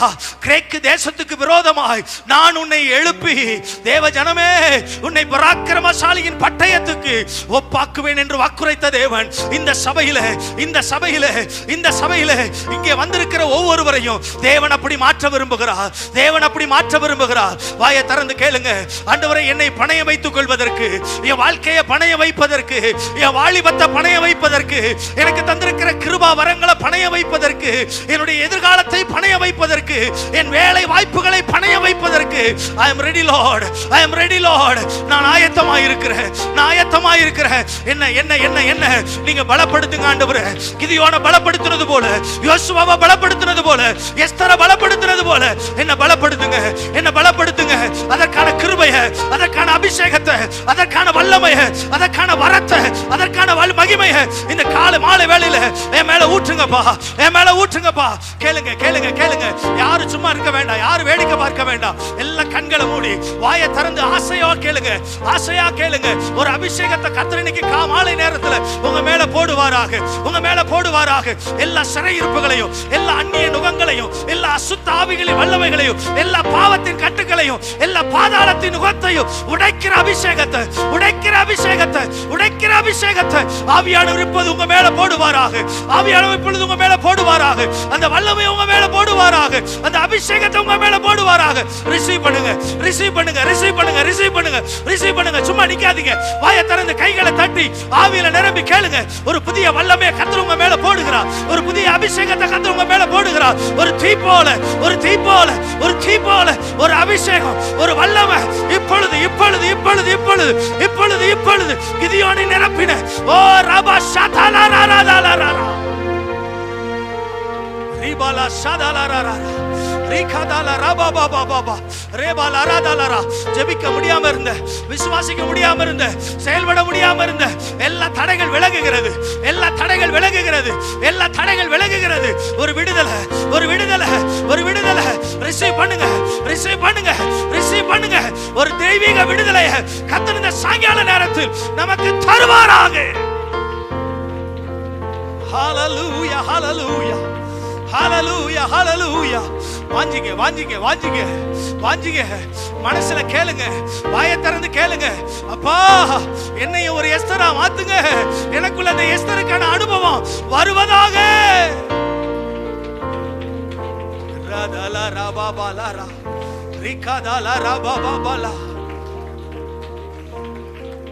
நீ ஒரு பராக்கிரமசாலியின் பட்டயம்.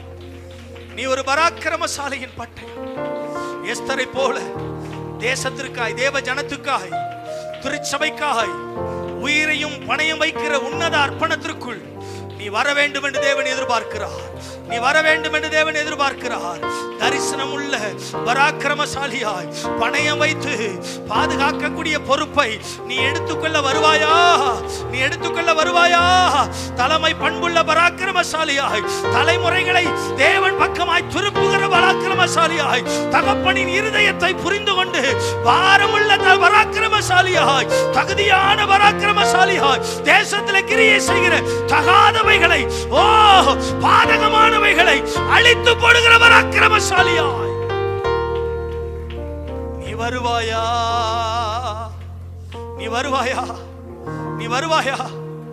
தேவ பிள்ளையே, உன்னை நான் என் களத்துல எடுத்து பயன்படுத்தணும்னு விரும்புறேன். என் அன்பு மகனே, மகளே, வாலிப மகனே, மகளே, என்னுடைய சித்தத்தை நிறைவேற்றுவதற்கு, என் திட்டத்தை நிறைவேற்றுவதற்கு உன்னை விடுவித்திருக்கிறேன், உன்னை ரட்சித்திருக்கிறேன், உன்னை நான் அபிஷேகித்திருக்கிறேன். உன்னதமான வாழ்க்கையை உனக்கு நான் கொடுத்திருக்கிறேன். இன்னைக்கு நீ அனுபவிக்கிற எந்த ஆசீர்வாதமோ உன் சுய தேவைகளை சந்திப்பதற்காக அல்ல, என் இருதயத்தின் விருப்பத்தை நிறைவேற்றுவதற்காக என்பதை நீ புரிந்து கொள்ள வேண்டும்.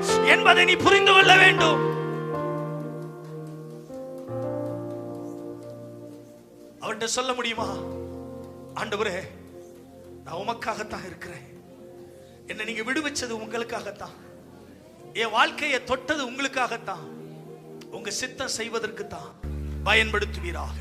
இயேசுவின் நாமத்தில் பிதாவே, ஆமென்.